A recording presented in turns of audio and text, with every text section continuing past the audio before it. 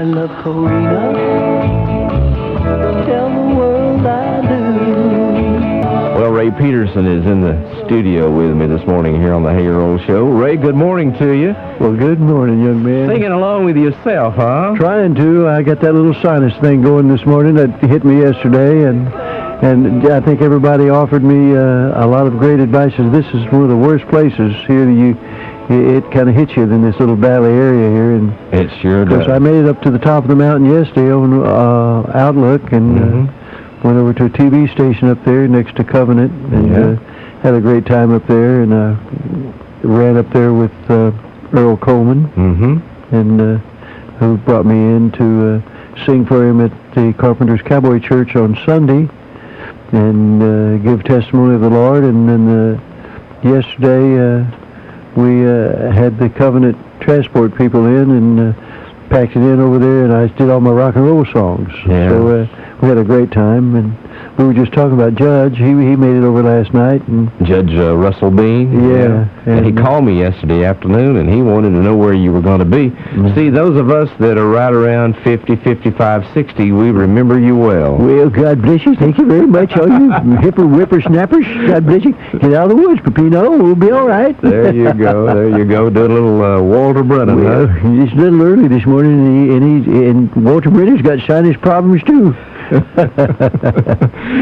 Well, the recording "Tell Laura I Love Her" is available in the music shops. Yes, in fact, is. I found it yesterday out at Camelot Music. Oh, excellent. And this has got all your songs that we were talking about on the program. It's got all yesterday. my gold records on it, and there's a few other than the songs that sold 400,000 or 500,000. But RCA just sent me some money the other day, and I talked to the vice president, and he says, "Do you realize, Ray, that every year Tell Laura I Love Her album and Tell Laura I Love Her sells between 2 and 3 million records worldwide?" And I was amazed, but I said, well, I told him, I said, well, I know that I still get a pretty nice royalty check every year, twice a year, and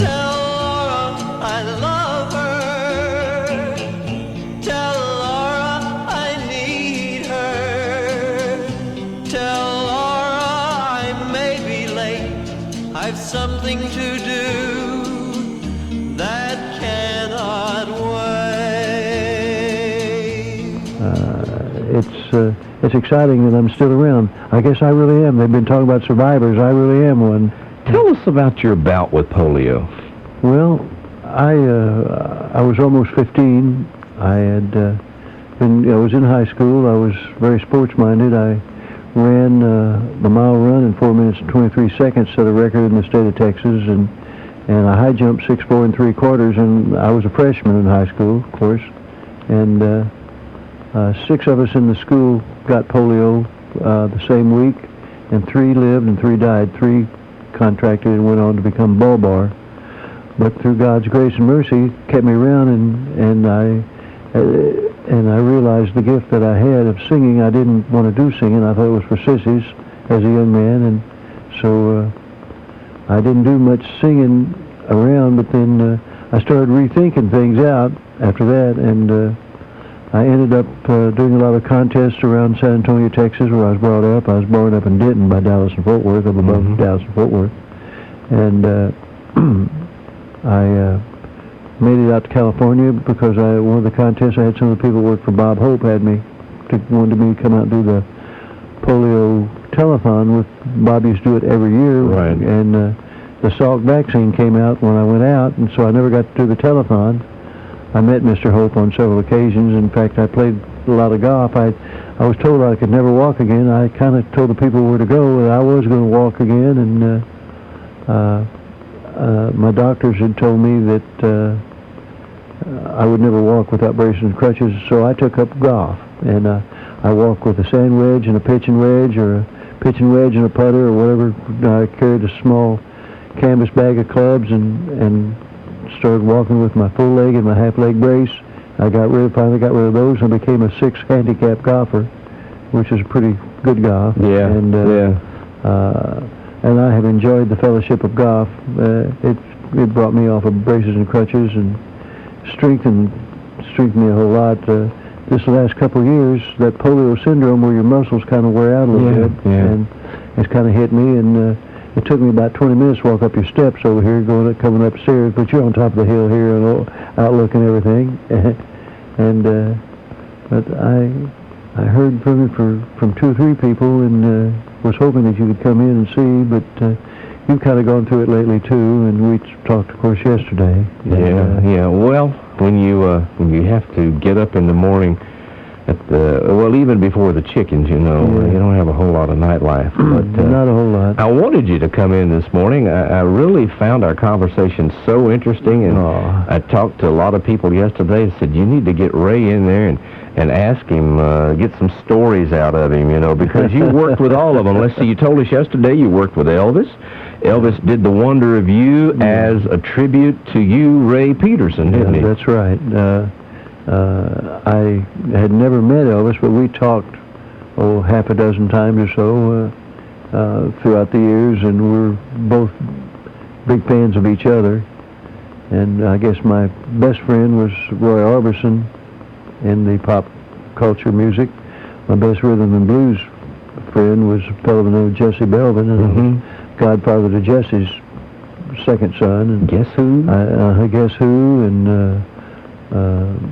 my girl was just enough woman for me, and Good Night, My Love, of course, and I took Jesse to RCA, and he was the first black brother that was signed on the West Coast. Harry Belafonte was on the East Coast with RCA, and but he came and played in my session, and I eventually did Good Night, My Love with Teddy Randazzo. There's a name I've not heard in a long time. He's still out kicking. Well, he's one that plays a beautiful piano, and we worked in Hawaii together a couple of years ago, and he's still a wonderful man. He's got a home. He married a Hawaiian lady, and she works over at Disney in Disney World in Orlando. Now, you did American Bandstand several times. 35. I did 35 shows. 35 appearances on American Bandstand. Dick and I became good friends. I did a lot of Dick Clark road tours in my early days. And, America's oldest teenager. Yeah, I tell you what, my hair is extremely silver or white, and but I have a wife that's 16, almost 17 years younger than I, and for the last 24 years, and I'm going to the grocery store, and we've had 4 children, and I would go in and I wasn't coloring my hair, and people were saying, well, you have the most beautiful daughter. I said, well, that's my wife. And with my kids, oh, your grandbabies are so cute. So I decided I was going to dye my hair, so I at least looked like I could have been their father instead of the husband instead of the grandpa. Yeah, sure. That's the reason Walter hangs around with me. But you grew up or sang in the period of what I call fun music. I mean, prior to the British invasion, it was fun music. It wasn't a whole lot of seriousness to it. No. It was just fun. Well, everybody, when I recorded Tell Laura I Love Her, that was Jeff Barry's first song that he ever wrote. He wrote Chapel of Love. He wrote Going to the Chapel and we're... In fact, I just did a big television show. It's coming out now on National Public Television. And we did... a wonderful production company put it together in Santa Barbara earlier this year, and it was a great experience. Brian Wilson was there. Mary Wilson of the Supremes was there. She sings so great, and the Crystals and the Dixie Cups and on and on. And of course, Jeff has probably had 19 top 10 major hits, and he's a legend. He's about 6'3" fella. Excuse the sinuses coming back on me. Excuse me. They're used to that because I suffer with that problem. So the listeners, they're used to Hi there, folks. Come on in, Luther. Come on.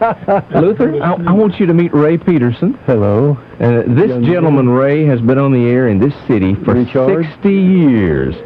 60 years. Luther Massengill, been on WDEF, and they call him the Godfather of Chattanooga. He knows everybody. wonderful person, very... Ordinary person. Yeah. Well, I resemble that remark in some ways, but if I talk about it too much, that means that was a lie right off the bat. 38 appearances with Dick Clark on American Bandstand. Sold 160 million records. Can you believe that? 160 million records. Your phone, you didn't answer, and they called on my side. The drugstore called, said they did not have Preparation H and 55-gallon drums, but they could give you, what's the matter? But they could sell you a case of the two. We do each other. Thank you very much. It gave me a numb tongue when you talked about it.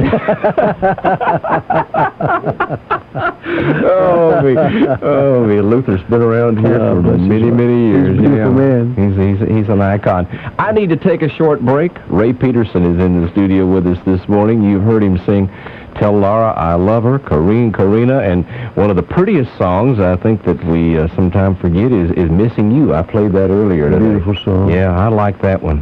One of my favorites besides Good Night, My Love is The Wonder of You that Elvis did. And yeah. Of course, he and I both have sold over 15 million records, and it's now his biggest ballad hit he ever had. And I was so proud. And I love his singing anyway. He did Elvis' type, and of course I did my type of singing. Ray, you did Fever. Now, I'm going to be honest with you. I don't remember you doing Fever. Well, of course, I was too young. Yeah, grammar school maybe.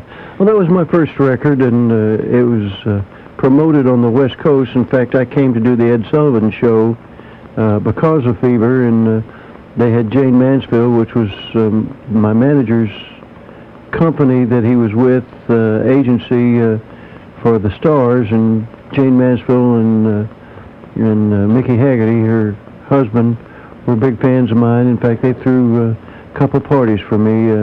One of them in Las Vegas. It was just wonderful because they were big fans and lovely people. And of course, I met Robert Stack and Pat O'Brien and George Saunders and Linda Darnell. And of course, some of you young whippersnappers out there don't remember that. But well, I know about half of those. Yeah, but Linda Darnell and a bunch of the folks, and of course I became acquainted with Mr. Bill Schifrin, and we were good friends, and he helped me a lot in the beginning of my career, and got me on Ed Sullivan. And there comes Racehorse Ray Peterson, ladies and gentlemen, creating the Fever with his high octaves.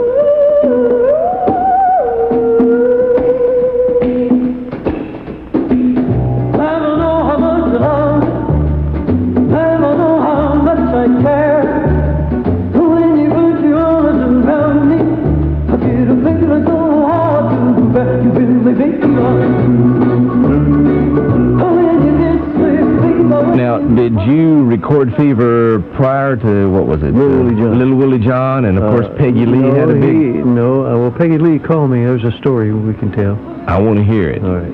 I want to hear it. Okay, you want me to wait and tell you now or tell you later? We'll just fade that down. I want to hear that story. I can play the song anytime, but I can't listen to you tell these stories. Well, Peggy Lee called me on the phone about 6 months after Tell Laura had been #1 in California, all over California for about 6 months. And due to that, I got to go to New York to do the Ed Sullivan Show, and did the Today Show with Dave Garroway and a few other shows back there. But Peggy called me. She says, Ray, she says, I've been wanting to meet you, and it says, I sure love your music. And she said, I've written some new words to Fever. Mm-hmm. And she says, do you know the writer? I said, of course, yes, I do. And he lived in Brooklyn, New York, and wrote under the names of Davenport and Cooley, but his name was Otis Blackwell. He's the same fellow that wrote a whole lot of Shakin' Going On for Jerry Lee Lewis and many other hit records. And I think his royalty check every year, ASCAP, is about $250,000 for all the songs he's written. But that'll buy a little gas. A couple, gets you around the corner there. I am again. Yeah. Oh no, she's just going for it. But anyway, she got in touch with Otis and put the song out, and it was almost an instant hit for her. Probably one of her biggest. It was 5.5 million record sales at the time. It's probably up there to 10 or 15 million records worldwide right now. But she she was just delightful. And I was appearing at the Dunes Hotel in Las Vegas, and she came into the Riviera and invited me over to her opening show. And of course I came over to see her, and she put a front table for me right up in the front and had spotlights on me, and said if it hadn't been for Ray Peterson, you know, this song has kind of remade my career. Of course, she had 2 or 3 songs after that, and people played her quite a bit. It did quite well for her, but I thought she was a delightful singer, very sexy singer. I don't know anything about her personal life, but I do know that a lot of talent. And she sent me 3 dozen red roses and gave me 3 dozen white roses over at the show that evening, and she was just quite a lady. She was really, she was great. And of course I appeared 6 months a year for about 5 years at the Dunes. I ended up doing a early morning show, breakfast show, as well as the night show. So I had a great time in Las Vegas and singing. And Major Riddle had seen me in Los Angeles singing, and he was from my hometown. He owned the Dunes Hotel, and he just kept bringing me back year after year. And of course, my label was called Dunes Records. And I think I've got an old 45. Yeah, a little green one or a little white one. White label, and that was your label. Sinbad on it, and it was very successful. We did almost $12 million worth of record business the first year in business, and that's unheard of. But, my first record on my label was Corrine Corina. I went to Arizona, and my second record was Pretty Little Angel Eyes with Curtis Lee. Pretty little angel eyes, pretty little angel eyes, pretty little angel, pretty little angel, pretty little, pretty little, pretty little angel.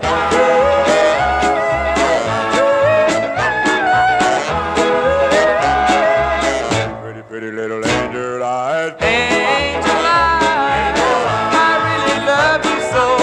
Angel eyes, I'll never let you go. I found him brought him to New York. I brought Boyce and Hart, Tommy Boyce, and of course they went back and started working for Screen Gems and Last Train to Clarksville and Peaches and Cream, and they had many other hit records that they either wrote or sang themselves. What was the song? In a little cafe on the other side of the border. Come a little bit closer. Come a little bit closer. He wrote that. And just some great music. Tommy had some personal problems, and on Thanksgiving about 3 or 4 years ago, he came to Nashville to his girlfriend's house, and she went out to get some groceries, her and her mother, and he killed himself. And I don't know why, but it kind of saddened me because I hadn't really got to talk to Tom, and I really loved the man. He was a special fella. He had a great gift, and you know, all kinds of stories. You know, you were telling me a few minutes ago that Dale and Grace live here in Chattanooga. Yes, they do. I didn't know that. Yeah, they're here, and they came over to the show last night, and I got them up, and they just we had a little good country band. They got up there and did a good job on their biggest hit record. I'm leaving it up to you. I'm satisfied. What are you gonna do? I'll have to find that one and play it. I've got that somewhere. Yeah, I'm sure they'd come down and be with you here. They're just very open, precious people. And I've known Jimmy Dale for, oh my goodness, I guess 10 years now, and he's been delightful. And of course, Grace Satterfield had her own business. They had been out of business for a number of years doing other things with their life, and I think Jimmy Dale is an engineer, been working for some companies here in Chattanooga for quite a long time, but Dale sold her bridal business in Atlanta and moved here, and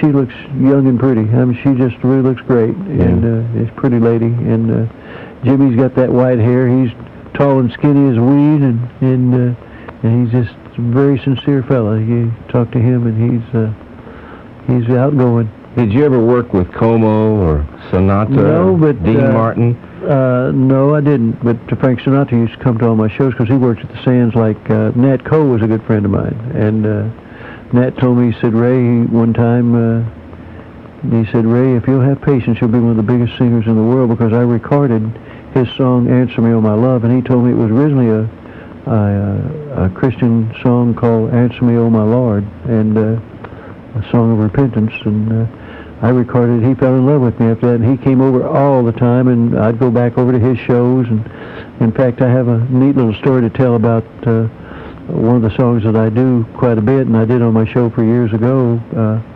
There was a blind man that used to set up in front of a Woolworth store on Houston Street in downtown San Antonio, and he'd play his guitar and he'd sing songs, and people would give offerings and buy his pencils and periodicals that he would sell, and he told me one time I'd go there and I'd sing with him, you know, and my mom always said I never knew a stranger, and I just reached out to him, and that was back in the days that, you know, a bunch of us were rednecks, and we wouldn't hang out with the black brethren and sisters, but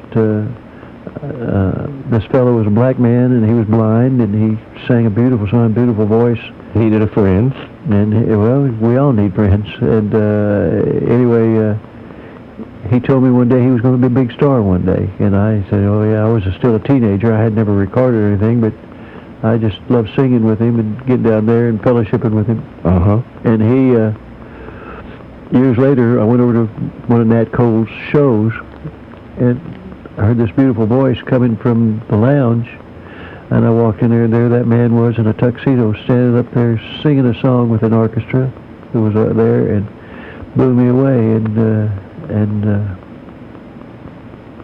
And he said he had remembered me from the Texas days. Yeah, huh? the Texas days. And he was a little, I think he was from Louisiana or Arkansas, someplace. Yeah. But anyway, he said, you know, he paid for his own recordings, and he had one of the first person that recorded Unchained Melody, Al Hibbler, and After the Lights Go Down Low, Baby. There'll be no, and what a gentle one. In fact, I understand that he's still living. I don't think he's performing anymore, but he's on. He's not ready to go yet. Did you ever work with Roy Hamilton? Oh yeah, Roy Hamilton was wonderful. He was wonderful, folks, and wonderful. You'll Never Walk Alone, one of the prettiest songs he ever recorded. I still do it from time to time as a closing song if I don't do Good Night, My Love, or one of my other hits, and it's just it's a great song, has a great message, and I relate to it because it's been part of my life, because I've been told that I couldn't walk, and I've been an overcomer, and I'm very fortunate, and I've got a lot of grace and mercy in my life. I've got a wonderful family. 24 years. I was married for 13 years. I had 3 children, and I have 4 by my wife, my forever wife, and she's a great, wonderful lady, and takes good care of the skinny kid here, and I'm not that skinny. I'm 170 pounds. I used to be 6 foot. Now I'm an older teenager. I'm 5'11 now. But, my guest this morning is Ray Peterson. I need to take a little break, and then we will be right back just after 9:30. This is AM 1310 WDOD Chattanooga. You're listening to The Hey Earl Show. That's the wonder of you. The Wonder of You by Ray Peterson. You were telling me yesterday that song was originally written as an inspirational song. Yes, that's right. The fellow that wrote it, I got to go to his home, Baker Knight. He's in Montgomery, Alabama. And we're sitting talking about all the old songs, and he'd written me several more songs, of which I'll be recording again soon. And he wrote a song for my daughter. He had a daughter with the same name, born the same day as my daughter. And my daughter and his daughter were good buddies when they were kids. And that song's called, I believe, The Best Thing That Ever Happened to Me Is You. And but anyway, Baker told me that he had never told anybody, but the song The Wonder of You was written unto God. He was talking to the Lord in that song, and And I said, well, that's interesting because, you know, I'm a minister now, and I sing that in churches. And not knowing it, but I just loved what it had to say, and It's a positive message. Positive message, and it's just very loving and caring, and talking to the love, your lover. You know, of course, I sang it to the pretty women in my life, and but yet today I sing it to the Lord when I sing it a lot, and so it's an interesting, very wonderful song, and for Elvis to have done it. And well, now how did Elvis get interested in that song? Well, you know, I don't know. I guess he heard my music because he was a fan of mine, and I was a fan of his songs, and he wanted to do several of my songs. I understand he's done 3 of them that I've had hits with. But, of course, The Wonder of You, when he recorded it, I went over to have lunch with him after I'd done the Shindig show, and the next day, and he asked me if he could do The Wonder of You, if I would mind, and I said, you're Elvis Presley, you don't have to ask me that. He says, yeah, but you're Ray Peterson, and that's the kind of man he was. When no one else can understand me, when everything I do is wrong, you give me... He was just, he was a joy to just about everybody he met, and he came up the hard route too, but, you know, he couldn't go anywhere. He'd have to rent a McDonald's or a restaurant or a movie theater just to go anywhere, and he'd have to wear a disguise to go out, and he'd ride his motorcycle wearing a disguise just to be able to have a little freedom to get out amongst people. And so that's a hard way to go. I'm glad I wasn't that big, because I can still go, even though people say that my wife is a beautiful daughter and my children are beautiful grandbabies. Well, you know, I have 6 grandbabies, 7 children, and my second child, who's my son, who's 35 right now, is he and his wife are talking about having children now. So I'm just going on, you know, and hanging in and enjoying my little grandbaby from my daughter from my second marriage. Who in the entertainment world did you get your inspiration from? Is there any particular artist that really inspired you? I think the one that inspired me the most, that was the most genuine, precious person, and looked at me as a person. You know, we always talk about our thoughts towards black people, but black people were hurt people, and when you're a hurt person, you know, sticks and stones may break my bones, but names will never hurt me. Names hurt people, you know. And I believe this country is seeing a unity where we're falling in love with each other again, and having friends, not whatever race or creed or whatever you know.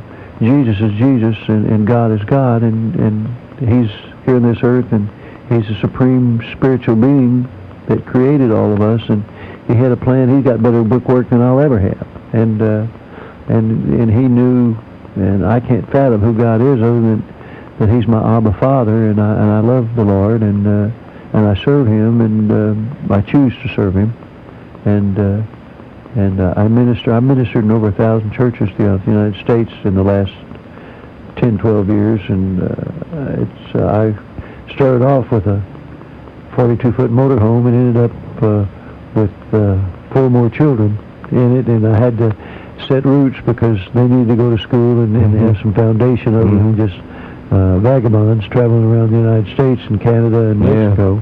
Back to the singer, though, I want to know who your inspiration is. You started to tell me. Well, I have 2 people. I think Roy Orbison and Jesse Belvin were the most humble, gentle, loving beings that I knew. Of course, you know, you have a wonderful man here in town by the name of Fred Cash, and of course, I've heard the name. Mayfield, and I've heard the name Fred Cash. The Impressions, and a couple of the originals are still doing it. They're out there doing a wonderful show, and they're just really gentle, loving men. But Jesse Belvin, a black brother, I became godfather when not knowing what a godfather was, but I have talked with the sons off and on throughout the years. But his first son was Jesse Jr., and then he had Jonathan, and then he met with a terrible tragedy, a head-on collision. Somebody had split his tires, and he was in Arkansas doing I'll tell you, another really neat fellow was Jackie Wilson.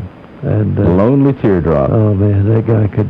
He get on the stage, he would just blow you out. I says, please don't put me after him, you know, on the stage. But I did a lot of shows with him. I did a lot of shows with Roy Hamilton. I worked in Baltimore and Washington in the black theaters there, and a lot. And of course, I worked the Howard and the Royal in New York. I worked the Apollo a lot of times, and I worked the.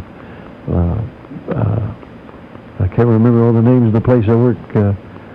Not the Broadway. What was the name of it there? We did major shows with Murray the K. Kaufman and Cousin Brucey and Casey Kasem? Well, Casey's the one who let everybody know that Tell Laura I Love Her was the first 50-60 song that became #1 in China.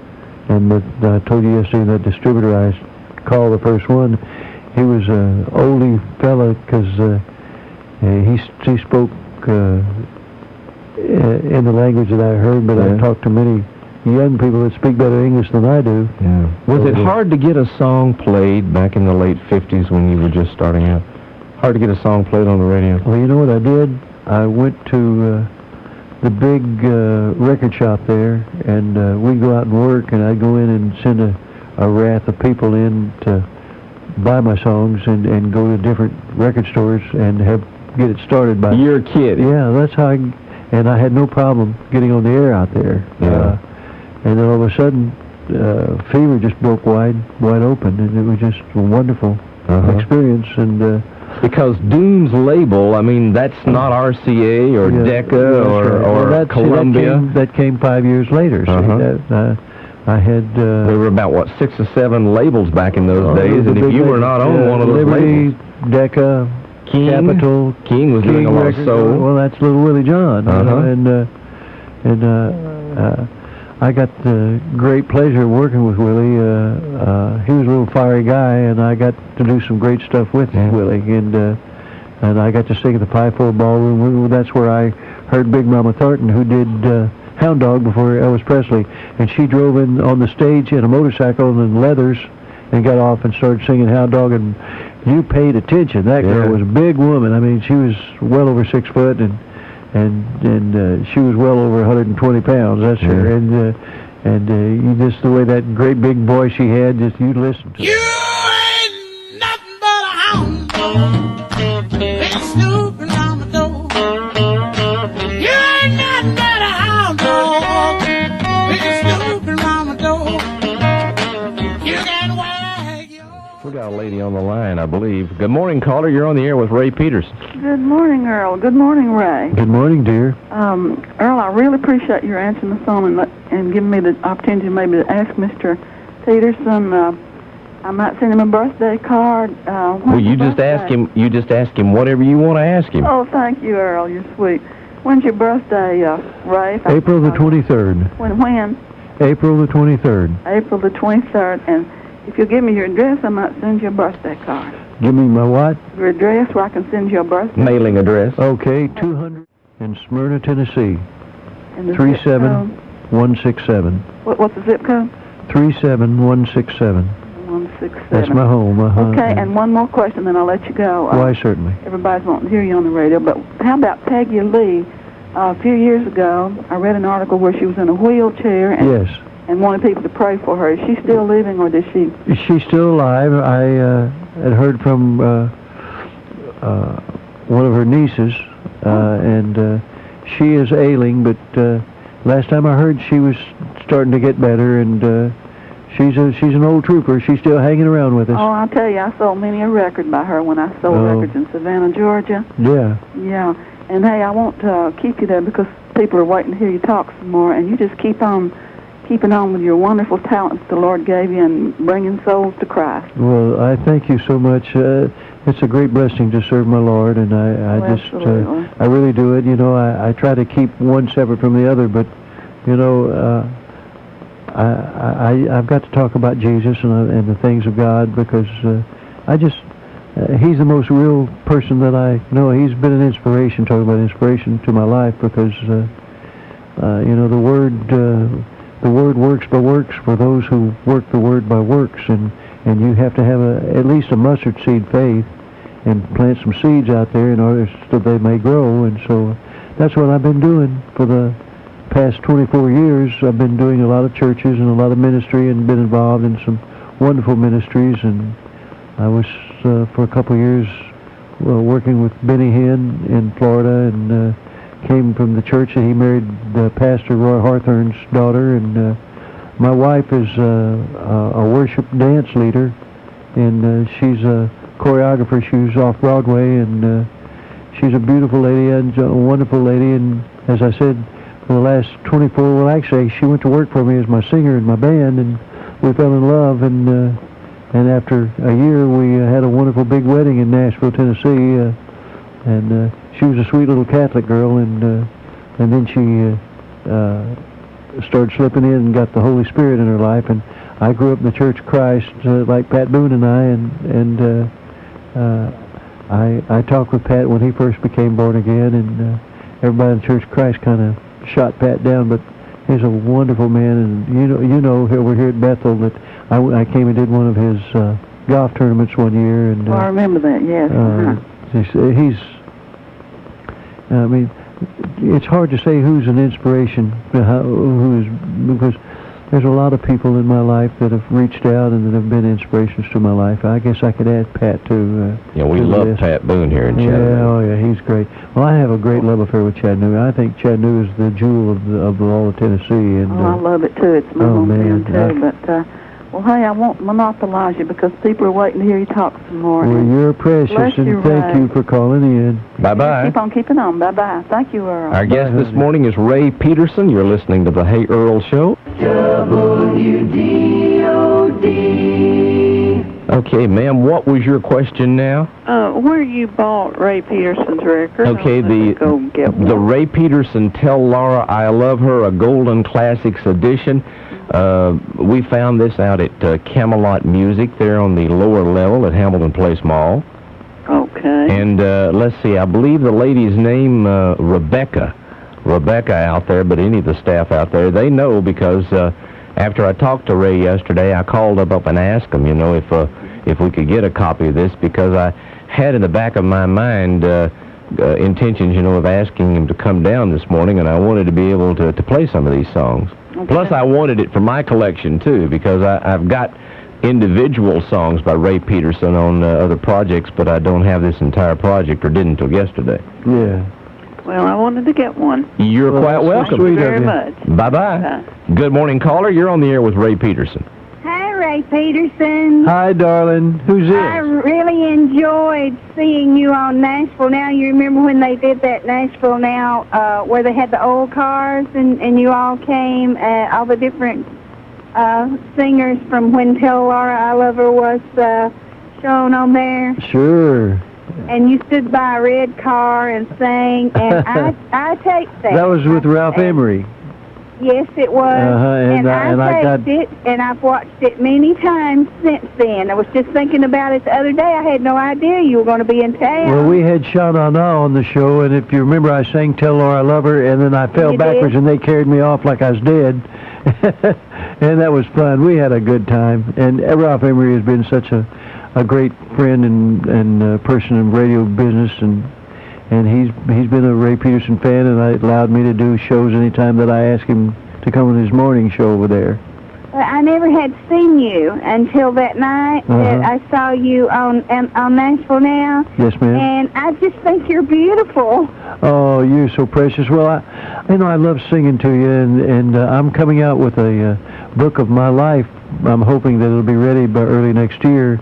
It's called Ray Peterson for the Love of People, and that's, my mama told me I never knew a stranger, and I've just kind of followed on with it and telling a lot of these tales, because I got a lot of stories to tell. I started singing when I was 15 years old, and I'm celebrating my 50th year in the music business, so I'm 65. I don't look 65, but I'm not an old man yet. I'm still out there kicking pretty good.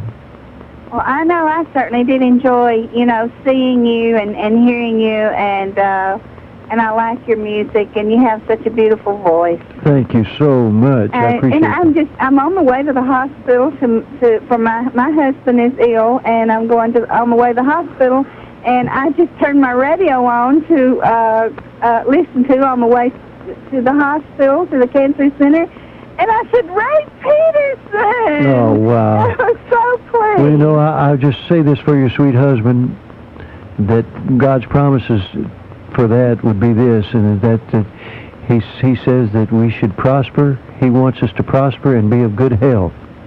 And Jesus took the stripes on his back for us, for our infirmities, and I pray that your husband gets well and so he can come back and hug on you a lot. I don't know what the situation is, but my Lord is the real doctor. Well, your Lord is my Lord, Ray. Oh, isn't that wonderful? Yes. Thank you, Jesus. Thank you for calling us. Okay. Bye-bye. Bye. We're going to try to play a song. Tell me about this song. I believe the title is Marianne. Yes, it's. I've recorded a brand new album. I've re-recorded some of my old songs. Of course, I wanted people to see that I could still really sing a song, and several songs on that album are just wonderful. But this is a song I think I'm coming off with as a single off of the album, and Title Marianne. Marianne.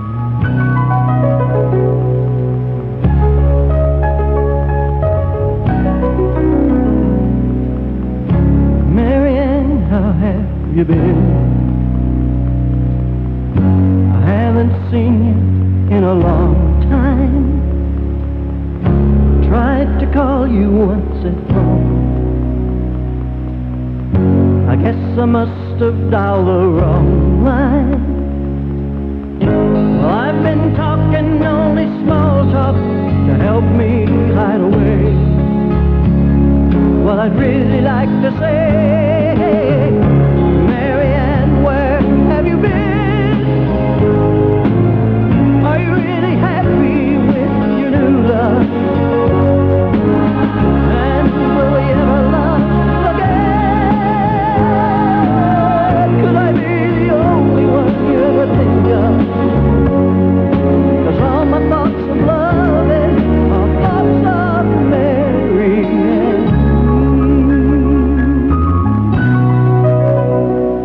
When is this supposed to be released to the public, Ray? I'm leasing it with a company out of Florida. They're going to release it worldwide for me and do some videos yet on them, and it should be early next year, hopefully. Good love song. Good love song. Yeah, it's a beautiful song. And the name Marianne. Marianne, it's not all day, all night Marianne. It's a new Marianne. Yeah. It's the new Marianne of the 2000. Do you do a lot of writing yourself? I used to write. I don't have that desire to do that. I just want to perform and sing the songs and love on people. And I just want to meet people and hug their necks and shake their hands and be a friend of music to them. Yeah.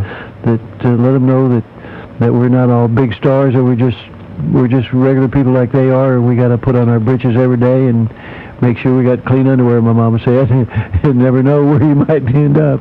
And your address is Ray Peterson, Peterson, 200-167. Yeah, I can send them some cassettes or CDs if they want to write me, and because I have some of them right now because I own the master, and I've been taking these songs when I go and perform. Mm-hmm. And, I ran out of CDs, but I'm planning to pick up another 500 real soon, and I'll have them and I'll send them to them, and they'll save a little money getting by them for me. And if you want to get the CD, Tell Laura I Love Her, they do have this CD, or can get it at Camelot Music. See Rebecca out there, and she'll take care of you. Yeah. Well, I certainly appreciate you coming down and sharing an hour with us. Thank you so much. Yeah, we've been hanging out pretty good, haven't we? Yeah, really enjoyed it. Snotty-Nosed Peterson came to Chattanooga. Yeah. And anytime you're in town, just give us a call. Well, I thank you, and I'm looking forward to coming back more often so that I can love on a bunch more folks. And I still say this is one of your prettiest songs right here. Thanks, Ray. Thank you, brother. Kissing you, that's